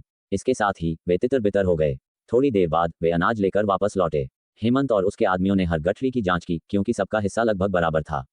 खुशकिस्मती से कोई चालबाजी नहीं की गई। हर व्यक्ति ने सामान लेते समय पार्थ का धन्यवाद किया। पार्थ भाई, आप सच में हमारे मसीहा हैं, एक बुजुर्ग आदमी रो पड़ा। पार्थ मुस्कुराया और कहा, आज से इस जगह को जोयागढ़ नहीं बल्कि पार्थगढ़ कहा जाएगा। सब लोग पहले हैरान हुए, फिर उत्साह से इस भावना को दोहराया। हाँ, जोयागढ़ नाम जोयादा के साथ इतिहास बन गया था। अब वे एक नई जिंदगी की उम्मीद कर रहे थे। सौभाग्यगढ़ की दीवारों पर गार्ड बंदूकें पकड़े हुए थे। कुछ अंतहीन बंजर जमीन को घूर रहे थे, कुछ दीवारों के नीचे अंदर बाहर आने वाले लोगों पर नजर रख रहे थे और कुछ दीवार से टिके जम्हाई ले रहे थे। गार्डिंग एक थकाऊ और उबाऊ काम है और सालों तक ऐसा ही रहना और भी ज्यादा। यशवंत कुछ दिनों से नहीं आया है ना? किसी ने पूछा, तुरंत सबका ध्यान खींचते हुए। हाँ, लगता है 3-4 दिन हो गए, ज्यादा से ज्यादा 2-3 दिन। पता नहीं, लेकिन जब से उसने एक दिन की छुट्टी ली है तब से वह नहीं आया है। मैंने सुना कि वह शिकार करने गया था। इतने समय से गायब है, क्या कुछ हो गया होगा? विजय, किसी ने बाईं ओर अपने 20 के दशक के नुकीले ठोड़ी वाले आदमी को देखा। क्या तुम यशवंत के घर नहीं गए थे? क्या हाल है? कोई खबर है? सबकी आंखें खुद पर देखकर विजय ने आह भरकर कहा, मैं कल गया था। सिर्फ उसकी भाभी ही घर पर थी। उसने कहा कि यशवंत 2-3 दिन पहले अपने भाई और कुछ और लोगों के साथ शिकार करने गया था और तब से नहीं लौटा। माहौल शांत हो गया और सबके चेहरों पर अविश्वास छा गया। जल्द ही आहें भरने लगीं। उफ, शिकार करने क्यों जाना? यहाँ रहकर पहरा देना बेहतर नहीं है? हाँ, हमें मामूली तनख्वाह जरूर मिलती है, लेकिन हम सुरक्षित हैं। गांवों के लोगों की तरह नहीं, कई लोग उन जंगली जानवरों की वजह से बंजर जमीन में मर गए हैं। अभी बहुत जवान है, अभी जवान है। सबने अफसोस किया और माहौल फिर से शांत हो गया। उनके लिए यशवंत ऐसा करने वाला पहला नहीं था और न ही आखिरी होगा। विजय के होंठों पर हल्की सी मुस्कान आई। तभी एक विस्मयकारी आवाज आई, देखो, कैप्टन विश्वजीत वापस आ गए हैं। सबने आवाज की दिशा में देखा। दूर एक फौजी जीप आ रही थी। विजय की आंखों में खुशी की चमक आ गई। जीप तेजी से आई और गढ़ के अंदर एक आंगन में घुस गई। एक आदमी के कार से बाहर निकलने से पहले पाक हुई, जो एक कमीज और ड्रेस पैंट पहने हुए था। उसने धूप का चश्मा पहना था, उसकी ऊंचाई करीब 6 फुट थी, उसके सिर पर बस कट था और उसका मजबूत शरीर उसकी कमीज पर फूला हुआ था, जो किसी भी पल फट जाने को तैयार लग रही थी। अपने दाहिने हाथ में उसने एक भारी मशीन गन पकड़ रखी थी। ये देखकर गार्डों की आंखों में तारीफ भर गई। कैप्टन से यही उम्मीद थी, एक M8 भारी मशीन गन, गोलियों के साथ करीब 100 किलोग्राम वजन, और वह उसे एक हाथ से ले जा रहा है। हमें इसे इस्तेमाल करने के लिए कार पर माउंट करना पड़ता है। तुम्हें क्या लगता है? कैप्टन मांसपेशी शोधन चरण के अंतिम चरण के एक मार्शल आर्टिस्ट हैं, जिनकी एक हाथ की ताकत कम से कम 1000 पाउंड है। हम जैसे लोग बमुश्किल कुछ लोगों को मुक्के से दूर कर सकते हैं। कैप्टन इस बार अंबिका नगर के thunder cloud martial arts hall में कठोर प्रशिक्षण के लिए गए थे। उनकी ताकत जरूर सुधरी होगी और वह जल्द ही एंट्री फोर्स दायरे तक पहुंच सकते हैं, तुम्हें नहीं लगता? जरूर, मैंने सुना है कि गेल मार्शल आर्ट्स हॉल का मालिक लगभग 60 साल का है और बस एक एंट्री फोर्स मार्शल आर्टिस्ट है। हमारे कैप्टन भविष्य में कहीं ज्यादा हासिल करेंगे। जब वे बात कर रहे थे तो दीवार के दूसरी तरफ से एक आदमी आया और विश्वजीत का गर्मजोशी से स्वागत किया। विश्वजीत मुस्कुराया और कभी कभी सिर हिलाया। कुछ देर बात करने के बाद वे अलग हो गए। बाद वाला आदमी मुस्कुराया और विश्वजीत को जाते हुए देखा, फिर उसने दीवार की तरफ देखा। सब लोग तुरंत सीधे खड़े हो गए, आंखें आगे। यह आदमी डिप्टी कैप्टन दिनेश था, एक चालाक आदमी जिसकी नैतिकता और योग्यता पर सवाल थे। हालांकि कहा जाता है कि वह अंबिका नगर इलाके से है और यहाँ तक कि कैप्टन विश्वजीत भी उससे बहुत विनम्रता से पेश आते हैं। उनके जैसा एक आम आदमी उससे उलझने की हिम्मत नहीं करता। मैं बाथरूम जा रहा हूँ, विजय ने कहा, पीछे मुड़ा और सीढ़ियों से नीचे उतर गया। हालांकि बाथरूम जाने के बजाय वह आंगन में घुसा और अंदर एक दफ्तर में चला गया। उसने दरवाजा खटखटाया। कैप्टन, आप अंदर हैं? उसने अपनी आवाज धीमी कर ली, डर रहा था कि कोई सुन न ले। अंदर आ जाओ, अंदर से एक गहरी आवाज आई। क्लिक। विजय धूर्तता से मुस्कुराया, दरवाजा खोला और अंदर फिसल गया। दरवाजा अपने पीछे बंद कर लिया। क्या बात है? विश्वजीत ने बिना ऊपर देखे पूछा। वह मेज पर रखी भारी मशीन गन को पोंछ रहा था। कैप्टन, हमारी टीम का एक बंदा कई दिनों से ड्यूटी पर नहीं आया है। जरूर कुछ हुआ होगा। विजय की मुस्कान फीकी पड़ गई, उसकी जगह उदासी आ गई। विश्वजीत का हाथ रुका, मुड़कर पूछा, पूरी बात क्या है? वह यशवंत नाम का एक जवान लड़का है, 20 के दशक की शुरुआत में। कुछ दिन पहले उसने आधे दिन की छुट्टी ली थी। हमने उस वक्त ज्यादा नहीं सोचा, लेकिन वह कई दिनों से नहीं लौटा। मैं उसके घर गया और पता चला कि वह उस दोपहर अपने भाई और कुछ और लोगों के साथ शिकार करने गया था और तब से नहीं लौटा। विजय की आंखें लाल हो गईं। विश्वजीत चौंक गया। सर्वनाश के बाद की दुनिया में मौत एक आम बात थी। यहाँ तक कि गार्ड भी रात की पाली के दौरान जंगली जानवरों द्वारा मारे जा सकते थे। इस यशवंत में हिम्मत थी, एक स्थिर जीवन से संतुष्ट न होकर बाहर निकलने की हिम्मत करना। उसने आह भरी और कहा, बाद में अकाउंटेंट दिनेश के पास जाओ, 500 रुपये निकालो और परिवार को दे दो, कहना कि यह मेरी तरफ से है। हाँ, लेकिन कैप्टन, यह मामला। विजय हिचकिचाया। क्या इसमें और कुछ है? विश्वजीत को कुछ महसूस हुआ। हाँ, विजय ने आसपास देखा। यहाँ बस हम दोनों हैं, खुलकर बोलो। विश्वजीत ने माथे पर बल डाला। हाँ, विजय ने समझाना शुरू किया, लेकिन बीच में ही टोक दिया गया। तुम्हारा मतलब है कि शहर के बाहर के डाकू मिटा दिए गए, एक भी नहीं बचा? विश्वजीत के चेहरे पर अविश्वास था। यशवंत ने यही कहा था। विजय ने आगे कहा, लेकिन कैप्टन, मैंने इन दिनों शहर के बाहर डाकुओं की कोई खबर नहीं सुनी है। अन्य जगहों के कई लोगों ने इसकी पुष्टि की है। अगर यह सच है तो यह वाकई अच्छी खबर है। विश्वजीत ने खुद से कहा। शहर के बाहर के वो डाकू पहले समूह नहीं थे, लेकिन यकीनन सबसे ज्यादा परेशानी वाले थे। वह पहले के समूहों पर व्यक्तिगत रूप से छापे मार चुका था, कई को खत्म कर चुका था और भगा चुका था, लेकिन 2-3 महीनों के भीतर हमेशा नए डाकू समूह दिखाई देते थे, जिससे अंतहीन परेशानी होती थी। ये समूह ज्यादा चालाक था, गुरिल्ला युद्ध में लगा हुआ था। उसे ये भी शक था कि शहर में उसकी जासूसी करने वाले जासूस थे। अगर ये डाकू मिटा दिए गए तो यह वाकई किस्मत का पलटाव हो सकता है। तुम्हें पता है ये किसने किया? यशवंत के अनुसार ये पार्थ के परिवार के गढ़ के लोग थे, जिसमें एक नकाबपोश दिव्य धनुर्धर भी शामिल था, जो 200 पाउंड के खिंचाव वाले धनुष का उपयोग कर रहा था, जिसने पूरे डाकू समूह को खत्म कर दिया। पार्थ के परिवार का गढ़। विश्वजीत ने याद करने की कोशिश की। उसे पास के पार्थ के परिवार के गढ़ नामक एक छोटी बस्ती का धुंधला सा याद था। 200 पाउंड के खिंचाव वाला धनुष, वह करीब बॉडी टेम्परिंग थर्ड लेयर होगा, है ना? क्या पार्थ के परिवार के गढ़ में ऐसा कोई है? उसे विश्वास करना मुश्किल लगा। अपनी ताकत के साथ आग्नेयास्त्रों की मदद से वह ऐसा कर सकता था, लेकिन धनुष और तीर का उपयोग करके यह उल्लेखनीय है। यही जानकारी मैंने जुटाई है और कैप्टन, वो डाकुओं के घोड़े करीब 20-30 पार्थ के परिवार के गढ़ ने ले लिए थे। विजय ने जोर दिया। यह उसका असली मकसद था। यशवंत और उसके साथी बहुत बेवकूफ थे या शायद बहुत लालची थे। सोच रहे थे कि वे उन सभी घोड़ों को अकेले ले जा सकते हैं, अपनी ताकत पर विचार किए बिना। इस बार वे वापस नहीं लौटे, शायद किसी दुर्घटना या जंगली जानवरों के हमले की वजह से, या शायद वे पार्थ के परिवार के गढ़ में मारे गए। लेकिन उसने कैप्टन को सूचित करके उनकी गलती से सीखने की कोशिश की, यह मानते हुए कि इतना कुशल कोई भी कैप्टन से आगे नहीं निकल सकता। हालांकि उसकी योजना उम्मीदों से भटकती हुई लग रही थी। क्या ऐसा है? मैं इस दिव्य धनुर्धर से मिलना चाहूंगा। विश्वजीत के चेहरे पर हल्की सी मुस्कान दिखाई दी। विजय का मुंह थोड़ा सा खुल गया, तेजी से कहा, कैप्टन, यशवंत की मौत पार्थ के परिवार के गढ़ से जुड़ी हो सकती है। तुम्हारा मतलब क्या है? विश्वजीत की आंखों में सावधानी की झलक थी। विजय ने निगल लिया, यशवंत को पता चला कि पार्थ के परिवार के गढ़ ने डाकुओं के घोड़े ले लिए हैं। उसने अपने भाई दारा को बताया और उन्होंने कुछ और लोगों को इकट्ठा किया। उस दोपहर सौभाग्य गढ़ से बाहर निकले और वापस नहीं लौटे। तुम्हें यकीन है? विश्वजीत ने अपनी आंखें सिकोड़ लीं। मुझे यकीन है। विजय ने बार बार सिर हिलाया। मैंने उसकी भाभी से पूछा और उसने व्यक्तिगत रूप से इसकी पुष्टि की। तो यशवंत ने उन जंगली घोड़ों को निशाना बनाया जिससे उसकी मौत हो गई। हत्यारे शायद पार्थ के परिवार के गढ़ के हैं, संभवतः वह धनुर्धर। बिल्कुल, विजय ने अंगूठा दिखाया। कैप्टन, आप इतने शानदार हैं, आपने तुरंत सब कुछ पता लगा लिया। यशवंत और उसके समूह को यही मिलना चाहिए था, विश्वजीत ने झोंकते हुए कहा। वह अपने पहले के शब्दों को वापस लेना चाहता था, लेकिन ऐसा न करने का फैसला किया। यशवंत की मौत जायज थी, फिर भी उसका परिवार अपने कमाने वाले के बिना संघर्ष करेगा। महज 500 रुपये उसके लिए कुछ नहीं थे, लेकिन एक ऐसे परिवार की बहुत मदद करेंगे जिसने अपना कमाने वाला खो दिया हो। हवा शांत हो गई। और कुछ? विश्वजीत ने विजय को हैरानी से देखा। विजय ने अंदर ही अंदर हिचकिचाया। वह विश्वजीत के लौटने का इंतजार उस महिला को 500 रुपये देने के लिए नहीं कर रहा था, जो पहले से ही उसकी थी। वह राशि उसे अपनी लगी। वह हजारों या यहाँ तक कि दसियों हजारों रुपए चाहता था, वरना उसने कल डिप्टी कैप्टन को रिपोर्ट कर दी होती। कैप्टन, आखिरकार फैसला करते हुए विजय ने अनिच्छा से कहा, क्या हम इसे यूं ही जाने देंगे? यशवंत ने गलतियां की थी, लेकिन वह मौत के लायक नहीं था। पार्थ के परिवार के गढ़ के काम सौभाग्य गढ़ कैप्टन का अनादर करते हैं।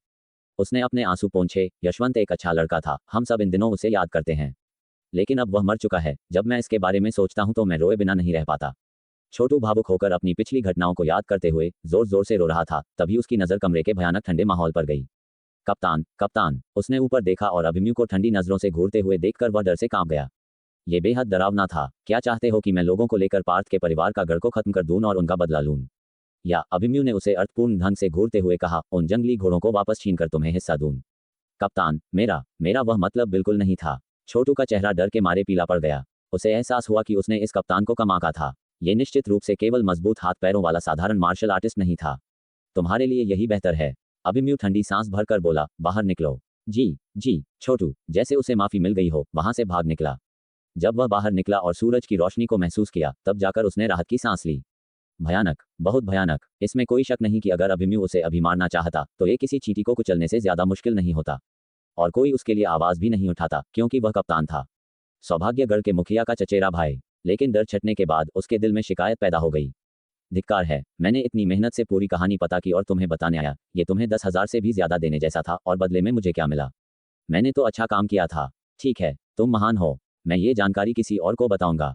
ये सोचते हुए उसने दूर एक दफ्तर की ओर देखा और आगे बढ़ गया। कमरे के भीतर अभिमन्यु के होंठों पर एक ठंडी मुस्कान आई। इस छोटू में हिम्मत तो बहुत थी, जो ये सोच रहा था कि वह उसका इस्तेमाल एक औजार की तरह कर सकता है। इसने अपनी औकात भी नहीं समझी। हाँ, 20 से ज्यादा जंगली घोड़े जिनकी कीमत 10,000 से ज्यादा है, बहुत मायने रखते हैं। तो क्या वह सच में सोचता है कि मेरे लिए 10,000 से ज्यादा कमाना मुश्किल है? बस इस भारी मशीन गन से, जिसकी मारक क्षमता शीर्ष स्तर के मध्य स्तरीय क्रूर जानवर को भी टुकड़ों में फाड़ सकती है। इस तरह की ताकत के साथ बाहर हजारों कमाना बच्चों का खेल है। इसके अलावा मेरा तुरुप का पत्ता सिर्फ ये भारी मशीन गन नहीं है। ये सच है, पैसा कमाना आसान है, लेकिन सामान खरीदना कठिन है। मध्यम ग्रेड की ची ब्लड पिल्स तो फिर भी मिल जाती हैं, लेकिन शीर्ष ग्रेड की ची ब्लड पिल्स हर कोई चाहता है। बिना जान पहचान के इसे पाना वाकई मुश्किल है, और बाकी संसाधन भी ऐसे ही हैं। हालांकि अगर बात करें तो पार्थ के परिवार का गढ़ में वह दिव्य शूटर काफी दिलचस्प है। जब समय मिलेगा तो मुझे एक बार देखना चाहिए। वह मुस्कुराया और अपने आप में बुदबुदाया। छोटू लगभग 100 मीटर चला और अंत में दूसरे दफ्तर के बाहर पहुंचा। उसने हाथ उठाया, खटखटाने से पहले हिचकिचाया। ये दिग्विजय एक तरह से कप्तान से भी ज्यादा मुश्किल आदमी था, जो कपटी और चालाक महसूस होता था। उसने दांत पीसे आखिरकार अपना मन बनाया और दरवाजा खटखटाया। अंदर आ जाओ। अंदर से एक शांत आवाज आई। छोटू ने दरवाजा खोला, अंदर झांका, फिर अंदर जाकर दरवाजा बंद किया और बोला, कप्तान सुलेख का अभ्यास कर रहे हैं। वाह, आपकी लिखावट तैरते बादलों जैसी है, आधुनिक समय में बेजोड़। वह मेज पर रखे सुलेख को देखता हुआ पास गया और अंगूठा दिखाया। दिग्विजय ने अपने दाहिने हाथ में ब्रश पकड़ा हुआ था। आवाज सुनकर हल्का सा सिर हिलाया और कहा, छोटू तुम अचानक मुझसे मिलने आए, क्या बात है? कप्तान, क्या मैं बिना किसी कारण के आपकी सुलेख की प्रशंसा करने नहीं आ सकता? छोटू की मीठी बातों का असर हुआ, क्योंकि दिग्विजय की मुस्कान और भी चौड़ी हो गई। ठीक है, बैठो। उसने पास के एक सोफे की ओर इशारा किया। धन्यवाद कप्तान। छोटू खुशी खुशी बैठ गया। बोलो, क्या बात है? दिग्विजय लिखते रहे और उन्होंने लापरवाही से पूछा। छोटू ने अपना ऊपरी शरीर घुमाया और फुसफुसाया, इस बार मैं आपको एक बड़ा सौदा बताने आया हूँ कप्तान। ओह, एक बड़ा सौदा? कैसा बड़ा सौदा? डाकू। छोटू ने फुसफुसाया। ब्रश पकड़े हुए दिग्विजय का हाथ कांप गया। डाकुओं के बारे में क्या? दिग्विजय की आवाज शांत रही और ब्रश चलता रहा। छोटू गर्व से बोला, कप्तान क्या आपको पता नहीं? बाहर के डाकू खत्म हो चुके हैं। दिग्विजय की पुतलियां अचानक सिकुड़ गईं। खत्म? तुमने ये खबर कैसे सुनी? कप्तान, यह बाहर कोई बड़ा रहस्य नहीं है। हालांकि मैं वह जानता हूं जो वे नहीं जानते। क्या ऐसी बात है? दिग्विजय ने सिर उठाया, मुस्कुराते हुए कहा, बताओ। यह। छोटू मुस्कुराया, अर्थ स्पष्ट था। चिंता मत करो, दिग्विजय ने आंखें सिकोड़कर कहा, अगर जो तुम बताने वाले हो वह वास्तव में मूल्यवान है तो मैं तुम्हें इसे मुफ्त में नहीं बताने दूंगा। अच्छा, आपके आश्वासन से कप्तान मुझे राहत मिली। छोटू खुश हो गया और उसने वह सब कुछ दोहराया जो उसने अभिमन्यु को बताया था, शुरू से अंत तक। दिग्विजय ने पूरी बात धैर्यपूर्वक सुनी। हो गया? हाँ। छोटू मुस्कुराया, कैसा लगा कप्तान? ये जानकारी काफी मूल्यवान है ना? 20 से ज्यादा घोड़े जिनकी कीमत 10,000 से ऊपर है। ये वास्तव में मूल्यवान है। दिग्विजय ने सिर हिलाया। तुमने और किसे बताया? छोटू की आंखें चौड़ी हो गईं। कप्तान, ये जानने के बाद मैं सीधा आपको बताने आया और किसी को नहीं पता। तो तुम्हारे सिवा किसी और को इस बारे में नहीं पता? छोटू ने त्योरी चढ़ाई। दिग्विजय के शब्द उसे अजीब लग रहे थे। नहीं, पहले तुमने कहा था कि यह तुमने यशवंत की भाभी से सुना। तो उसे भी पता है? दिग्विजय की मुस्कान जम गई। वह नाराज लग रहा था। हाँ हाँ। छोटू को एक बुरा एहसास हुआ। उसने जबरदस्ती मुस्कान लाते हुए कहा, कप्तान चिंता मत करो, वह गपशप करने वाली नहीं है। सिर्फ हम दोनों को ये पता था और अब आपको मिलाकर 3। क्या ऐसी बात है? दिग्विजय की मुस्कान लौट आई और वह धीरे धीरे पास आया। ठीक है, तुम्हारी जानकारी काफी समय पर मिली। बताओ, तुम्हें क्या इनाम चाहिए? कप्तान, आप बहुत दयालु हैं। जैसे जैसे दिग्विजय नजदीक आए, छोटू को कोई आपत्ति नहीं हुई और उसने कहा, पार्थ के परिवार का गढ़ के पास 20 से ज्यादा जंगली घोड़े होने चाहिए। अगर यह काम होने पर मुझे एक मिल जाए तो मैं संतुष्ट हूँ। तुम अपनी औकात जानते हो। दिग्विजय धीरे धीरे उसके पीछे चला गया। कप्तान, अगर आप न होते तो मुझे घोड़े का एक बाल भी नहीं मिलता। कड़क हड्डियां टूटने की आवाज गूंज उठी। लगातार बात कर रहे छोटू के चेहरे पर मुस्कान जम गई, क्योंकि उसका सिर 90 डिग्री मुड़ गया और उसका शरीर सोफे पर बेजान होकर गिर गया। उसके पीछे दिग्विजय का चेहरा गंभीर था। उसने अपनी जेब से एक रुमाल निकाला, अपने दाहिने हाथ से अपनी लार पोंछी, फिर रुमाल को मरोड़कर कचरे के डिब्बे में फेंक दिया। क्या तुम्हें लगता है कि तुम मेरी चीजों पर हाथ डाल सकते हो? वह हंसा। कोई आश्चर्य नहीं कि जिस व्यक्ति से उसे मिलना था वह आया ही नहीं और डाकुओं के खत्म होने की अफवाहें फैल रही थीं। पता चला कि वे सच में मारे गए थे। नाकारा कचरा, उसने कड़वाहट से शाप दिया। उन डाकुओं ने 30 से ज्यादा जंगली घोड़े इकट्ठा किए थे। उसने उन्हें पैसा दिया था और बदले में चुकाने की उम्मीद की थी, लेकिन वे सिर्फ आधा ही लौटा पाए थे और अब वे सब मारे गए और घोड़े चोरी हो गए। वह उसका पैसा था, उसका पैसा। पार्थ के परिवार का गढ़। तुम्हारी इतनी हिम्मत कि तुम मेरी चीजों को छूने की हिम्मत करो। उसकी आंखें भयंकर गुस्से से भर गईं। नहीं, अभिमन्यु वापस आ चुका है। ऐसा करने से उसका ध्यान आकर्षित होता। दिग्विजय आगे पीछे टहल रहा था। अचानक उसे एक शानदार विचार आया। क्या पार्थ के परिवार का गढ़ जोया परिवार के गढ़ के अधीन नहीं है? जोया दा और बाकी लोग उससे मध्यम ग्रेड की चीप ब्लड पिल्स खरीदना बाजार मूल्य से ज्यादा महंगा होने के बावजूद जान पहचान बनाए रखने के लिए ऐसा करते थे, ताकि वे अंबिका नगर में प्रवेश कर सकें। क्यों न उन्हें ही यह संभालने दिया जाए? डाकुओं के पीछे वह है, ये जानने वाला सिर्फ डाकुओं का सरदार था। अब मरे हुए छोटू के शब्दों के अनुसार वे सभी मारे गए थे, उन्हें बोलने का मौका नहीं मिला होगा। तो रहस्य उजागर होने का कोई डर नहीं था। जोया दा और उसके भाइयों को भी उसके खिलाफ जाने का मौका नहीं मिलेगा, बल्कि वे इसे एहसान करने का मौका समझेंगे। ठीक है, दिग्विजय ने सिर हिलाया। उसे यकीन था कि उसने कुछ नहीं छोड़ा है। सुरक्षा के लिए उस औरत को, साथ ही बलवंत की पत्नी और बेटी को जिंदा नहीं छोड़ा जा सकता। बाद में वह किसी को जोया परिवार को उन घोड़ों को वापस लाने की सूचना देने को कहेगा और कुछ समय बाद एक और समूह भेजेगा। पार्थ के परिवार का गढ़, तुम सच में मरने लायक हो। दिग्विजय ने गुस्से में दांत पीसे। पार्थ भाई, हमने सब कुछ बांट दिया है। अगर कोई और मदद की जरूरत हो तो बस हमें बता दें। वरुण के चेहरे पर सम्मान भरा था। अभी के लिए कुछ नहीं। पार्थ ने सिर हिलाया। आपकी मेहनत के लिए धन्यवाद। आप लोग जाकर आराम करें, इसमें कोई तकलीफ नहीं। ये सुनकर उनमें से कुछ लोग बहुत खुश हुए। पार्थ भाई, ये कुछ भी नहीं है। जब जोयादा यहाँ था तब असली कठिनाई थी, किसी ने कड़वी मुस्कान के साथ कहा। हम, वरुण हल्के से खांसा उस व्यक्ति को टोकते हुए। उसने पार्थ की ओर मुड़कर कहा, पार्थ भाई, हम अब चलते हैं। अगर आपको किसी चीज की जरूरत हो तो आप हमें बाहर ढूंढ सकते हैं। पार्थ ने उसे देखा, कुछ याद आया और निर्देश दिया, निश्चित करें कि कोई भी बाहर गेट पर तैनात हो ताकि कोई भी नजदीक आए तो मुझे तुरंत सूचित किया जा सके। समझ गया। वरुण तुरंत मान गया और दूसरों के साथ चला गया। दरवाजे के बाहर से हल्की बातचीत सुनी जा सकती थी। वरुण भाई, क्या मैं अभी बहुत ज्यादा बोल गया था? पार्थ भाई नाराज तो नहीं होंगे, है ना?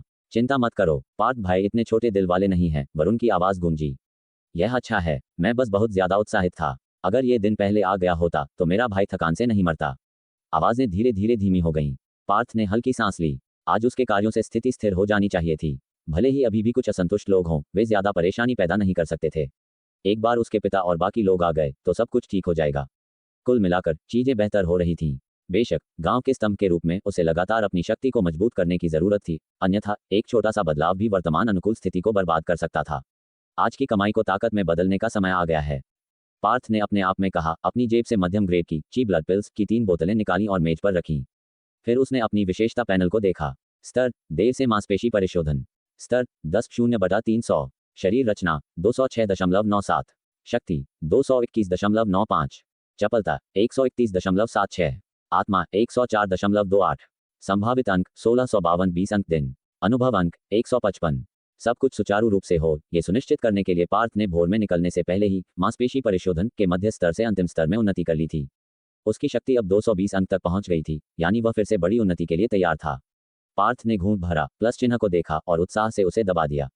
उन्नति की शर्त, शरीर रचना, शक्ति और चपलता गुणों में से कोई भी 200 अंक तक पहुंच गया है। शर्त पूरी हुई।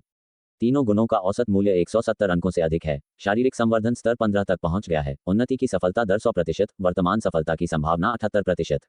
उन्नति करें। पार्थ ने दूसरी पंक्ति पर ध्यान केंद्रित किया। 2 शर्तें। 15 स्तर तक पहुंचना आवश्यक था। मांसपेशी परिशोधन से एंट्री फोर्स में जाने के लिए स्तर 15 तक पहुंचना आवश्यक था। ये सोचकर उसने कड़वी मुस्कान के साथ सिर हिलाया। उसने चाचा बलदेव के शब्दों को याद किया, जिन्होंने इसे छिपी हुई दहलीज कहा था। इस कटौती से पता चलता था कि यह सच था और उसे इसके लिए बहुत सारे संभावित अंक खर्च करने होंगे। चूंकि ऐसा है तो चलो स्तर को 15 तक बढ़ाते हैं। पर्याप्त संभावित अंक सुनिश्चित करने के लिए उसने तुरंत एक मध्यम ग्रेड की ची ब्लड पिल निगल ली। अमृत उसके मुंह में पिघल गया। एक जबरदस्त औषधीय शक्ति उसकी नसों में दौड़ गई। संभावित अंक जोड़ 2000। एक के बाद एक उसने बिना रुके सभी 26 मध्यम ग्रेड की ची ब्लड पिल्स कैंडी की तरह खाईं। अंत में उसका संभावित अंकों की संख्या 53,652 तक पहुंच गई। पार्थ ने जल्दी से 5 बार स्तर ऊपर किया। संभावित अंक -300, संभावित अंक -500, संभावित अंक -800, संभावित अंक -1300, संभावित अंक -2100। गर्मी की एक अभूतपूर्व लहर निकली। पार्थ ने महसूस किया कि उसका शरीर उबले हुए झींगे की तरह खौल रहा था। वह जल्दी से बाथरूम में भागा और ठंडा पानी इस्तेमाल किया। कुछ ही सेकंड के बाद गर्मी शांत हो गई। पार्थ ने राहत की सांस ली। उसने शॉवर बंद किया और अपने शरीर को देखा। हर मांसपेशी ग्रेनाइट की तरह उभरी हुई थी। इस शारीरिक शक्ति के साथ एक राइफल की गोली भी शायद ज्यादा नुकसान नहीं पहुंचा पाएगी। अगर मैं फिर से उन्नति करूं। कड़क, एक असाधारण रूप से जोरदार चटकने की आवाज गूंज उठी और गर्मी की एक शक्तिशाली लहर टूटे हुए बांध की तरह बह निकली। उसका पूरा शरीर फलियों की तरह चटकने लगा। बाहर वरुण और बाकी लोग शोर से डरकर घबराहट में बैठक में दौड़ पड़े। पार्थ भाई, क्या आप ठीक हैं? वरुण ने सावधानी से बाथरूम से पूछा। ओह, मैं ठीक हूँ। पार्थ की आवाज बाथरूम से आई। मैंने बस कुछ अभ्यास किया जिससे तुम सब चिंतित हो गए। कोई बात नहीं, कोई बात नहीं।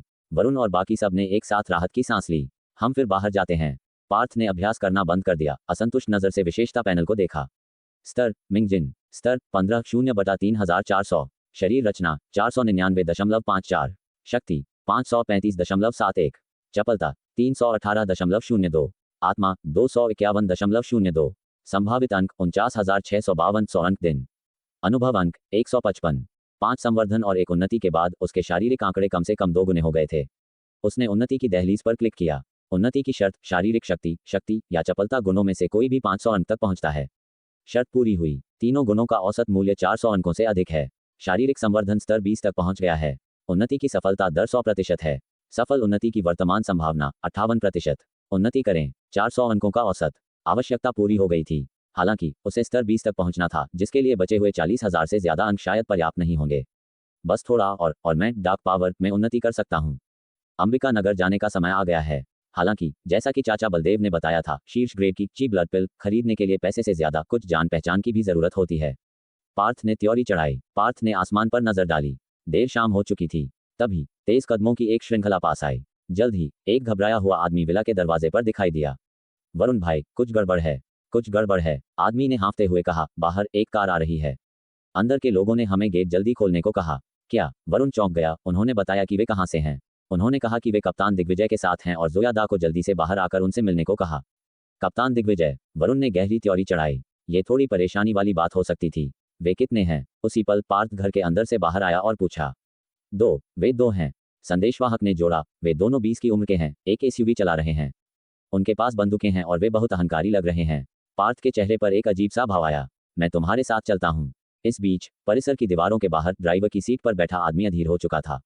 उसने वॉच टावर में मौजूद लोगों को गाली देना शुरू कर दिया। अरे क्या तुम बहरे हो या क्या?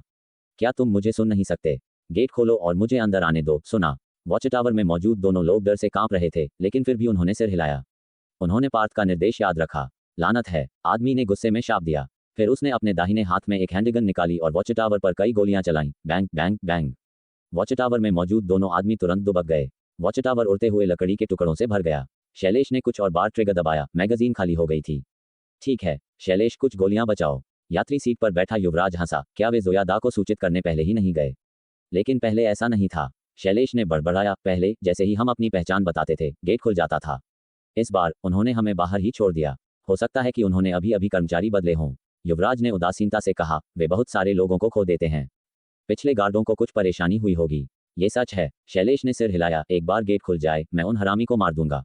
शैलेश, बुरा मत मानना, लेकिन तुम्हें इतना संकीर्ण सोच वाला नहीं होना चाहिए। युवराज ने खींचकर जवाब दिया। सोचो जरा, अंदर जाने के बाद क्या जोया दा को अपराध बोध नहीं होगा और शायद वह हमें सामान्य से ज्यादा नहीं देगा। शैलेश जम गया, फिर बोला। तुम सही कह रहे हो। युवराज ने अपनी आंखें घुमाई और इंतजार करने के लिए कुर्सी पर झुक गया। इसी पल उनके सामने गेट धीरे धीरे खुल गया। आखिरकार शैलेश ने गुर्राया, गैस पर पैर रखा और परिसर के अंदर गाड़ी चला दी। अभी भी बड़बड़ा रहा था। कार पार्क करने के बाद शैलेश ने एक पिस्तौल निकाली, गुस्से में कार का दरवाजा खोला और बाहर निकला। उसकी आंखें तेजी से पार्थ और बाकी लोगों पर घूमी। जोया भाइयों को न देखकर वह और भी ज्यादा गुस्सा हो गया। वह बस अपनी बंदूक उठाकर उनमें से किसी एक पर निशाना लगाने ही वाला था कि उसके गाल पर दर्दनाक वार हुआ।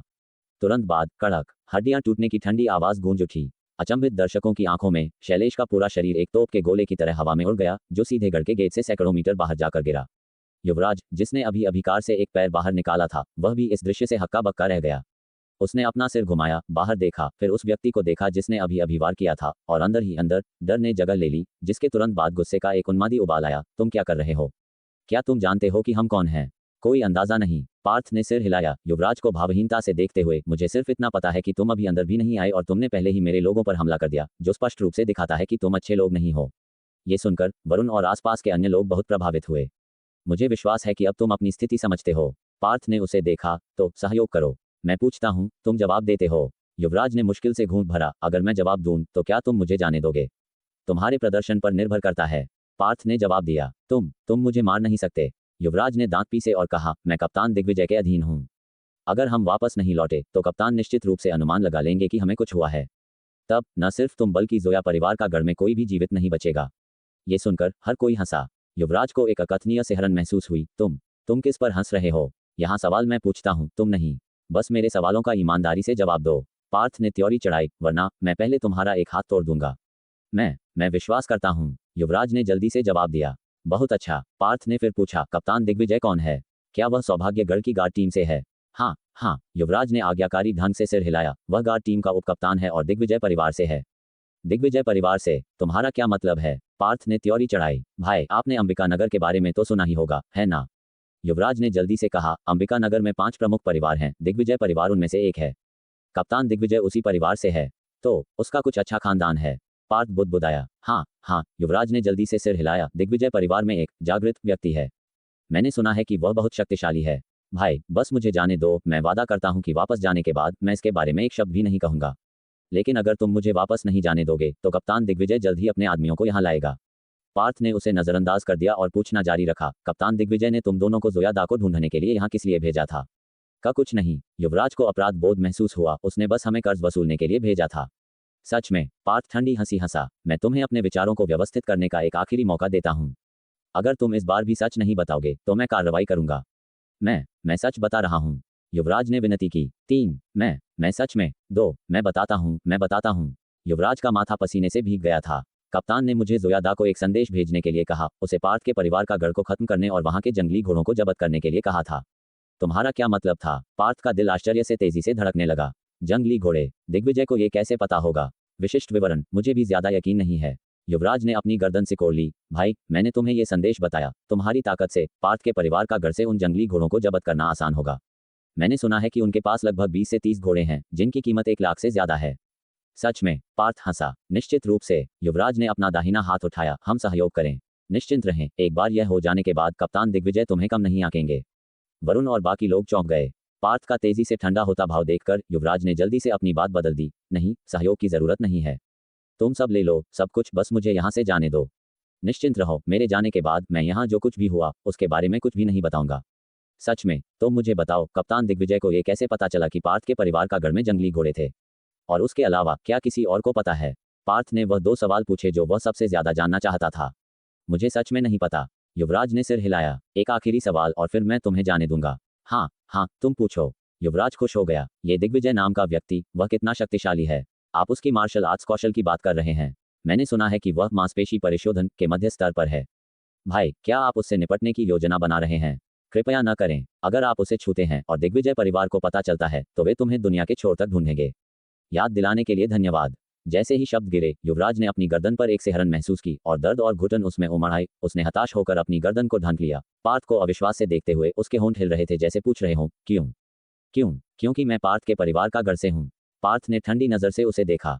युवराज का सिर फट गया, उसकी आंखें बाहर निकलने वाली थीं और फिर उसे होश नहीं रहा। शरीर को घसीट कर ले जाओ और कार को गोदाम में चलाओ। हाँ, पार्थ भाई। वरुण और बाकी लोग जल्दी से आगे बढ़े, जमीन पर पड़े शव को देखते हुए। तुम सबने इस बार अच्छा काम किया। बाद में तुम में से हर कोई वरुण से 10 दिन चावल ले सकता है। पार्थ ने वॉच टावर पर मौजूद दोनों लोगों और संदेशवाहक पर नजर डाली। हाँ, धन्यवाद पार्थ भाई। तीनों उत्साहित और आभारी थे। पार्थ ने गहरी त्योरी चढ़ाई। वापस चलते हुए उसका मूड खराब था। दिग्विजय को यह कैसे पता चला? और वह पूरे गढ़ को खत्म करने के लिए जोयादा का उपयोग क्यों कर रहा था? पार्थ ने सोचा, लेकिन इसे एक साथ नहीं जोड़ पाया। चूंकि यह पहले ही हो चुका था तो चिंता करने का क्या मतलब? अगर उसने पूरे पार्थ के परिवार का गढ़ को नष्ट करने का विचार करने की हिम्मत की तो उसे खुद उसके द्वारा नष्ट होने के लिए तैयार रहना होगा। चाहे वह किसी भी दिग्विजय परिवार से आया हो या वह जागृत हो, पहले उसे मारो और बाद में बात करो। ठीक। तो दोस्तों, ये था आज का सफ़र जीएस नोवेल वर्ल्ड के साथ, जहाँ हर कहानी में होता है ट्विस्ट और थोड़ी सी मस्ती।